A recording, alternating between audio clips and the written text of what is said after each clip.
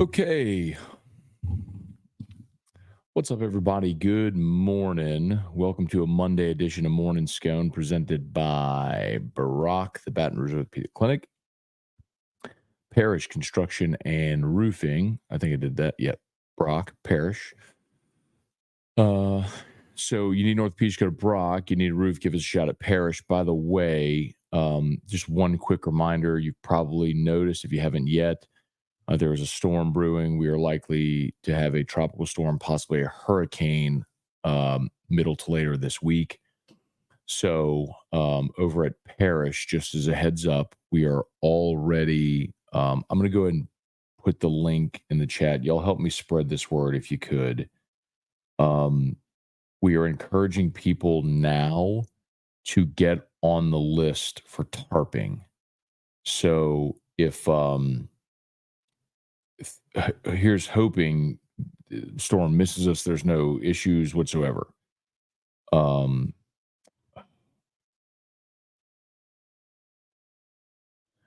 but in the event that a storm hits, as soon as our crews are ready, we'll go down our list and just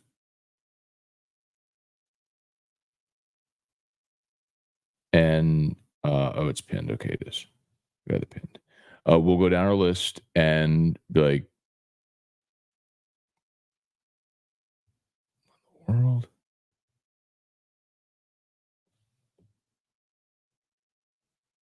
What the world's going on? Sorry, y'all. I don't know what's going on with this thing.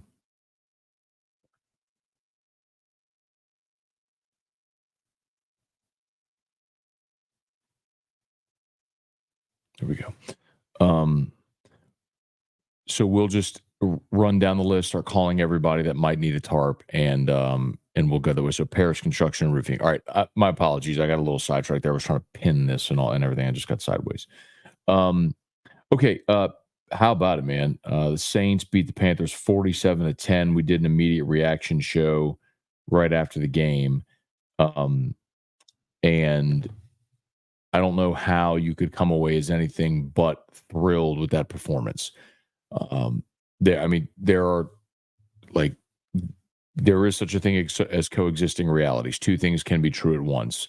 It can be true that Carolina is the worst team in the NFL, and that was probably going to be your most winnable game. The worst team in the NFL at home, on your field, week one, before everybody's seen what you want to do offensively and all that stuff. So that can exist. The other thing is that the Saints can have played a nearly flawless football game, which they did, in all three phases. Blake Grupe made 4 field goals, 2 from 50 plus. Juwan Johnson had the block punt. Defensively, you picked off Bryce Young a couple of times. Tyron forced the fumble, recovered the fumble he forced. You darn near had another forced fumble at the goal line where Bryce Young scored, but I mean, just you were a half a step too late. The defense I thought was fantastic. Offensively, obviously, the conversation we've had all offseason is about the concerns over the offensive line at receiver. And Derek Carr being what he is, but whatever. I thought Derek Carr was massively efficient in the game. 19 of 23 for 200 yards, 3 touchdowns, no interceptions. He was only sacked once. He had a rating of 142.5. I would so much rather see Derek Carr go 19 of 23 for 200 yards than 25 of 38 for 350, because that usually means you got a touchdown, 2 picks, and you lost. That's where the Emperor of Empty Yards stuff comes in. You're going to go 19 of 23 for 200. I'm for it. 8 different Saints caught a pass. We can talk about the passing offense all you want, but bottom line is, y'all, the most significant part of that game was a rushing offense. We've talked about Kamara. This isn't an opinion. This is just fact. He has declined statistically the past 3 years. He sure looked resurgent yesterday in this offense, didn't he? 15 carries, 83 yards, and a touchdown, and the long was only 17. So it's not like he ripped off a long one that skewed statistically what you did. The team ran 37 times for 180, averaged nearly 5 yards a carry, 4.9 yards a carry. And you don't have to be able to grab a a marker and go on a whiteboard and scheme offense to understand. You just watched yesterday and you saw what they did. That was the outside zone scheme that Clint Kubiak has brought in here, where you're getting your athletic linemen moving in space, you're moving guys out in space, and you're getting your running backs out with the linemen in space, finding seams. That's the outside zone.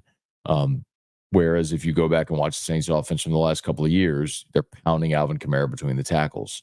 That, of course, is going to shorten his career span. So I thought it was awesome. I mean, it's one game. It was against a bad team, but you were awesome in every phase. You know, the Saints were a 3.5-point favorite, and it was 4 before the game. It got knocked down to 3.5. You had some sharp money come in. So the odds makers thought that was a 3-4-point game, and you went and absolutely blew the doors off of them, near perfection. Now, you want to find out how legitimate that is, you'll know next Sunday, because you get to go to Dallas and play the Cowboys, who just went on the road and absolutely eviscerated the Cleveland Browns. The Cleveland Browns were the best defense in the NFL a year ago, by the way. So the challenge gets ratcheted up significantly coming up this week when you're on the road in Dallas. Let's see what happens. Okay, y'all. Please smash the like button there. If you're on YouTube, subscribe to the channel, Facebook, like the page, share the post, all that stuff. Brad, good morning. Jerry G, Randall Offrecht, good morning. Ricky Lambert, hey, Melody, good morning. Randall, hurricane making landfall Wednesday. Yeah, so again, we don't know if it's going to be a tropical storm or if it'll make landfall as a hurricane somewhere on the Texas-Louisiana coast. But I'll just remind you, I've got the Parish link pinned. Our staff's already been communicating yesterday and this morning, trying to get, this is kind of when we go into lockdown mode when a storm's threatening. So again, I would love to take care of our people first. So if you have any inclination, if you've had roof issues in the past, go to parishbuilt.com. I got it pinned in the chat.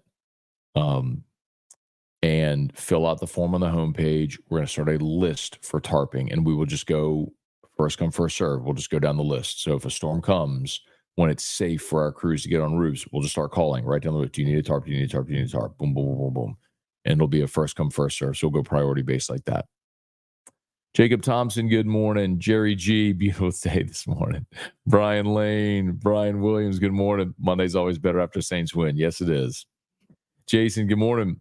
Yeah, that was a great Saints game to be at. I rock my black and gold Jordan 1 OG high. Love it, man. That's awesome. Brett DeGrow, good morning. Waking up Monday morning. Jerry, you all up in your fields today, man. I love it, dude. Trey Fisher, good morning. What up, Fish? Joseph Feltwell. Our line played good. Now this next game is going to find out how real it is. That's absolutely true. And look, even if you, I mean, look, we can celebrate and revel in the win for a while. We don't have to go right to the Dallas game. But yes, you are going to be challenged. You're on the road in Dallas against the Cowboys, but you'll be an underdog there. But it doesn't matter. Like, I'm not going to say it doesn't matter, but my point is, like, let's go see what they look like when they punch up and wait a little bit. Bryce, baby, ain't it at Carolina? Alex, I was stunned with how bad Bryce Young was yesterday. I could have looked at last year and said, okay, well, rookie quarterback, bad team, bad ownership, coaching change, new everything. They traded DJ Moore. He doesn't really have weapons. McCaffrey's gone. You know, I could look at a lot of that and go, okay, I get it. Carolina went and invested a bunch of money in 2 offensive linemen. They drafted Xavier Legette. They have tried to give Bryce Young what he needs. You know, the 2 interceptions he threw were horrendous. His inaccuracy with the football is just, I mean, I think it's probably a commentary on where he came from. Like, this was my same point with Stetson Bennett. Like, when your offensive line is better than everyone you play, and so you never get harassed. When your receivers are better than everyone, so they're always wide open. Yeah, it's going to be easier to function within an offense. I think that's been the case at Georgia, and I think that was the case for Bryce Young at Alabama. Clearly, probably Mac Jones as well. I mean, look at these Alabama quarterbacks that aren't succeeding in the NFL.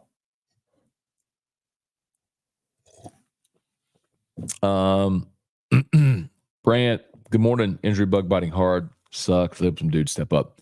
Yeah, that's the other thing I had there in the description. Y'all probably noticed. We had it over LouisianaSports.net yesterday morning that Jacobian Guillory torn Achilles, so he is done for the year. That is that really sucks. I hate it for Jacobian, of course, but also, we did a station survey over at LouisianaSports.net of the most indispensable player on the team, and Hester and I each said Jacobian Guillory, because you got a lot of talent on offense. If you were to lose somebody offensively, Nussmeier is obviously the answer. I mean, other than Nuss, if you were to lose somebody offensively, you've got options. At defensive tackle after Guillory, I mean, you've got bodies, like you have numbers, but you don't have anybody that's played a lot or has a bunch of skins on the wall, and that's a problem. I mean, he's your best guy at a position where you already weren't very deep or very good. Hang on 1 second. Drew's awake.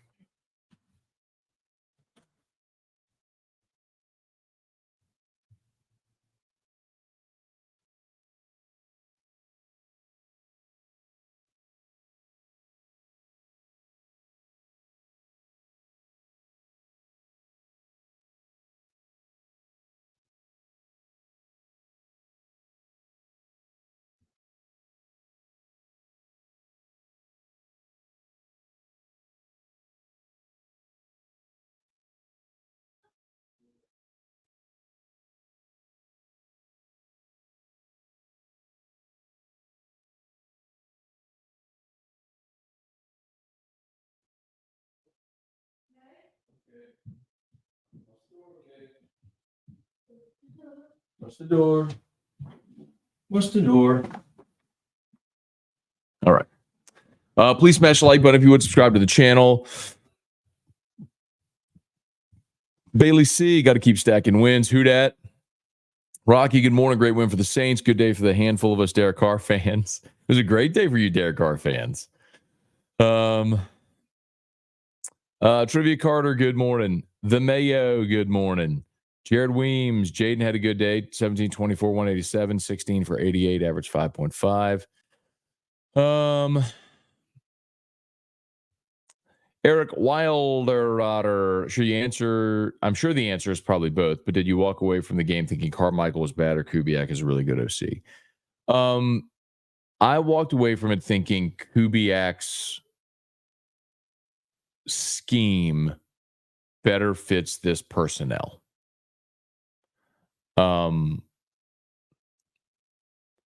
In particular, the outside zone. I just watching the backs run in space was so refreshing. So I don't think Pete Carmichael's a bad OC. I mean, he was the OC with Sean Payton during. Okay. What?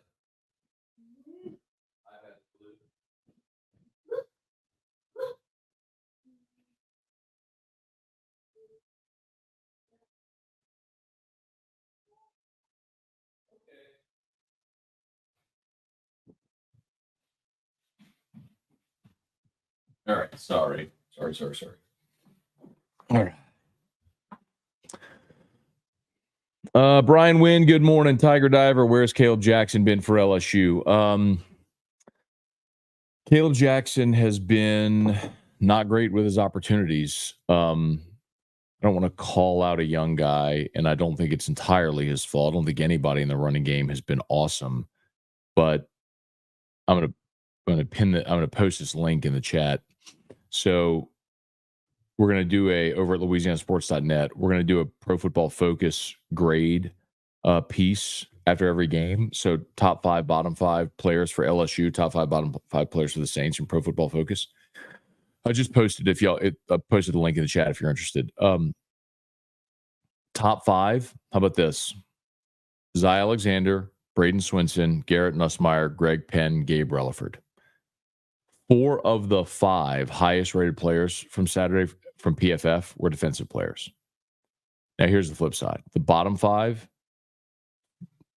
5th lowest was JVR Suggs, 4th Ashton Stamps, 3rd lowest Caleb Jackson, 2nd lowest Shelton Sampson.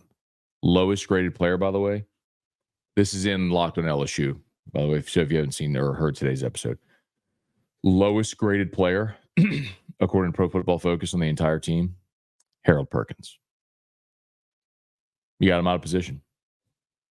I mean, I was willing to take the leap of faith with Blake Baker. But to your point, Caleb Jackson was the 3rd lowest rated player on PFF. So even with the opportunities he's gotten, he hasn't made the most. That's a little it's surprising and a little disappointing. I thought Caleb Jackson would have been the breakout guy against USC. Quentin, good morning. States are on a winning streak. They are, man. Kelly Gross, good morning. Randall, my opinion on Carr hasn't changed. Kubiak is the big difference. I don't think your opinion should change after one game. Nobody's should. But can Derek Carr function within this offense is the real question. And Sunday was a really good answer. Brant, are you getting tired of Brian Kelly saying we have to coach better week in and week out? Guess every coach says it all the time. Yeah, it's coach speak. Instead of blaming your players, you say, put it on me. We got to coach him better. We got to do a better job, this or that. But again, Brant, I'll go right back to the point that I've made over and over again, man. I just don't care about Saturday's game. There is nothing I'm extrapolating from that. You beat a team like that, you'll never celebrate the good. You'll only bemoan the bad. And like we're ignoring the fact that in the second half, I mean, Nichols put together 2 long drives in the first half. Congrats. They executed really well. They put together 2 long drives. After Guggenheim's touchdown on the second play of the second half, LSU goes down, scores a touchdown. First play of the next drive, PJ Woodland forces the fumble. 5 plays later, LSU's back in the end zone. It's 37-21. 3 and out. LSU scores another touchdown. It's 44-21. And then at that point, they're playing out the string. So, like, they settled in and dominated the second half, and it's just nobody pays attention to it or cares because people want to be upset. Hey, Dad, good morning. All right, from the airport, my dad and my sister are going to Italy on a church trip, which is awesome. So I hope they enjoy that. Maybe next time take your favorite child to Italy. That'd be great. Jude Sansing, prediction today, Brian Kelly's going to talk about how they're still figuring their team out, even though they had a whole spring, summer to do it. Yeah, Jude, I don't know that I totally agree with your intimation there. You do have a spring and summer, and you have things that you feel like you know about your team, but you never really get that confirmed or disconfirmed until you play games. I mean, you could think something's going to go a certain way, but until you play games, you don't really know. I mean, all of us thought this offensive line would be maybe the best offensive line in the country. And they've been great in pass blocking, and they've struggled run blocking so far. So, they couldn't figure that out during fall camp? Or, I mean, you have to go play and see how it goes. Cajun Country, how did you all the shows this weekend? Your voice is still strong. 1 soccer practice with my team, and I'm done. I think it's stamina. Sean, honestly, I do think about that sometimes. Like, I think just because I use my voice so much, I've probably just become accustomed to doing it. And you're screaming. I'm not screaming. If you're coaching, you're yelling. I'm not yelling. I'm just talking. Randall Carr did drop the deep ball in the bucket. Oh man, the deep ball to Shaheed was beautiful. Oh my God, what a beautiful! And Shaheed was open and he hit him. And yes, beautiful play. What a way to start the game. Yep. Let's see. Randall Groupie making 2 kicks over 50 was impressive. James McKinney, good morning. Patrick Berglass, good morning. Who dat? Awesome opening performance. Huge blow losing Guillory. South Carolina game will be a dogfight. LSU, I think, did I see they are an early 8-point favorite in that game? Let me see if that line's posted yet. College game day will be there. LSU 7.5. Road 7.5 point road favorite over South Carolina. I don't know if you've watched Carolina. I did watch the game against Kentucky. I had South Carolina plus the 9 in that game, so I was watching it. By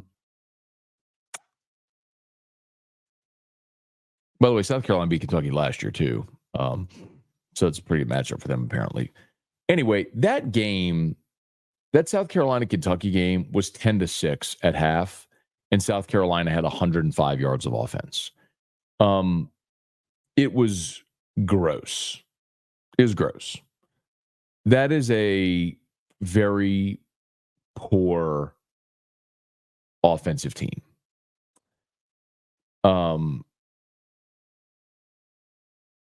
Carolina got a defensive score at the beginning. They got 2 touchdowns in the third quarter to build a 24-6 lead. Then they got a pick 6 at the start of the fourth quarter, which was the final score of the game. Kentucky kicked 2 field goals in the second quarter, and that was their only offense. What I will say, and I think Brock Vandagriff and Kentucky are not, that's just a very bad offense. But what I would say is the thing South Carolina, the unit they have that is very good, is their defensive front. And they're very good at pressuring the quarterback. And I think that's one, but that's also where LSU has been fantastic, is pass blocking. So you keep Nussmeier upright.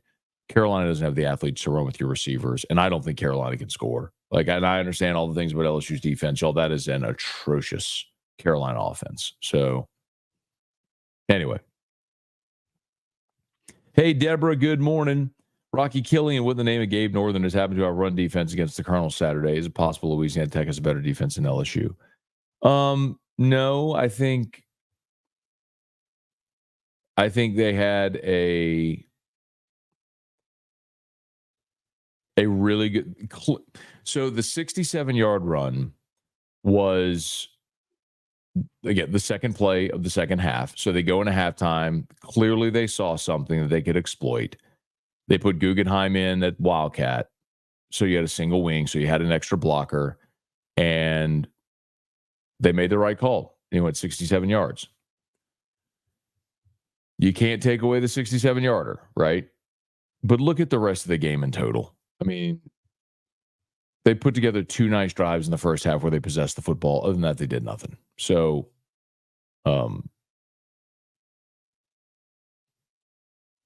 I know Brian Kelly said it and a lot of you poo-poo it, but I believe it's true. Like, you were on a short week.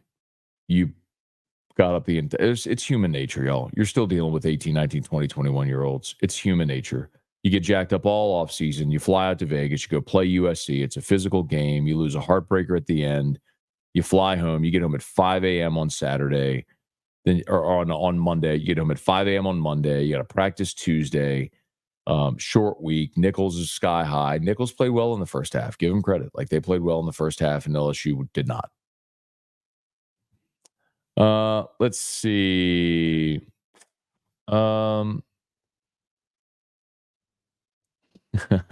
Michael Mitchell, you think Dallas beat a good team? What a joke, bro. Dallas did beat a team that was the best defense in the NFL last year. Yeah. Cleveland had the best defense in the NFL last year. So, yeah, I think going and scoring like they did against that defense was really impressive. I do. Weston Weaver, Morton Matt, still worried about LSU's defense and the running game. Thoughts on how they stack up against South Carolina this weekend? Yeah, went through that a little bit. Stick with LSU. You don't deserve to report on the Saints. Okay, I won't report on the Saints. I'll talk about my favorite football team, the New Orleans Saints, a team that I've cheered for since literal birth. So thank you for your comments, Michael. I appreciate it. Have a wonderful day. And I'll remember that when the Saints might lose a game and a lot of the issues that we've talked about all offseason come to bite him in the behind. And we'll remember that about the Saints, Michael. Thank you. Have a wonderful day. You're lucky it's morning scone and we can't curse. Mudbug dude, what's up? Oh, it's 7:46. I got to get going. Rocky, what's going on? I have to get one of the Man of God headbands. Come on right here, y'all.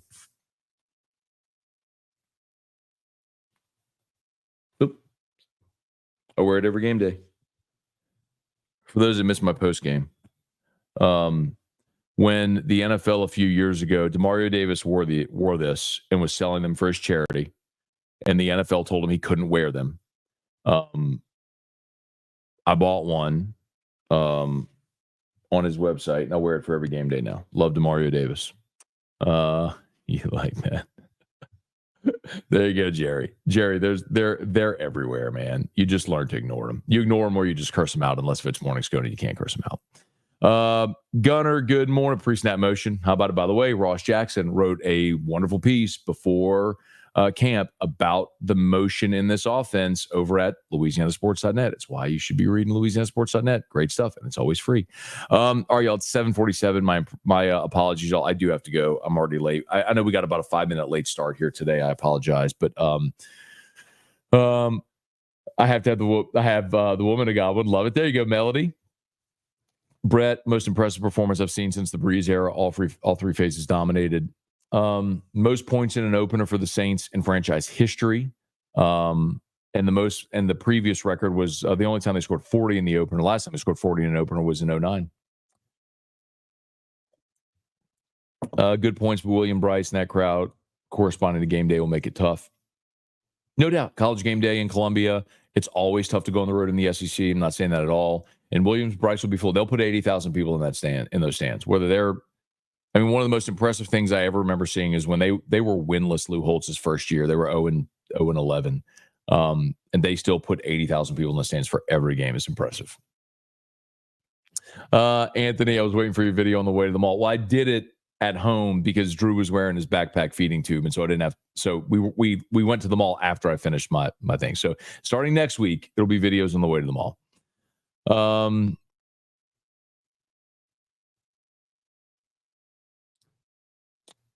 What should have did that versus USC, not just a small school. I don't know what you mean. That should have done that, but I don't know what you mean. Done what? Good morning. The real test will be next week for the Saints. Maybe, but not according to the guy who's yelling at me in all caps. This guy, Michael Mitchell, who said, you think Dallas beat a good team? And by the way, he just puts multiple commas to separate his comments.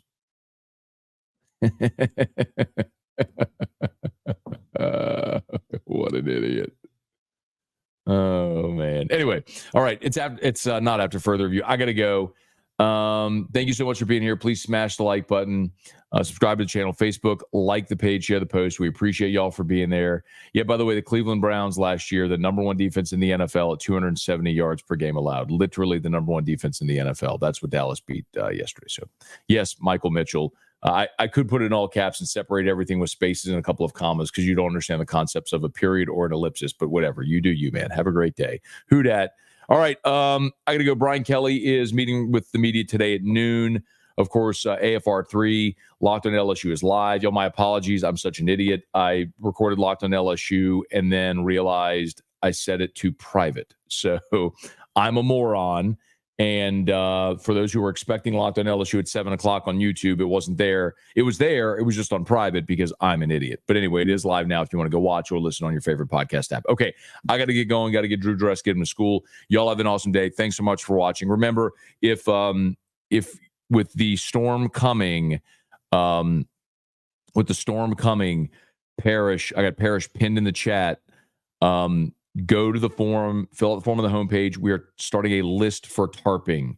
And so when it's a first come, first serve. So if a storm comes, we'll just go down the list and call in order. Do you need a tarp? Do you need a tarp? Do you need a tarp? So do that. Help us spread the word. Have a great day. We'll see you. Peace.